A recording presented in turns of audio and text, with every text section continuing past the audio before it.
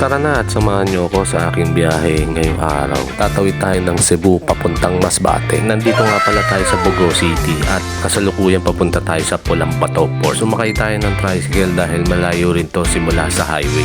Bibili nga pala tayo ng ticket dito sa Co-Shipping Lines. Binayaran ko ang ticket sa halagang 800 pesos lang. At yan guys, magbabayad na tayo na terminal fee na 30 pesos.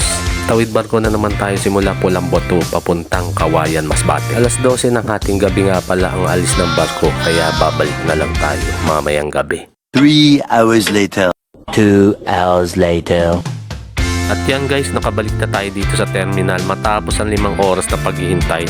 At panibagong paghihintay na naman to. At yan sa oras na to ay boarding time na at papunta na tayo sa loob ng barko. Sa mga nagtatanong kung ilang oras ang biyahe papuntang Masbate, nasa 7 oras. Kaya itulog mo na lang para hindi ka mainip. 2,000 years later.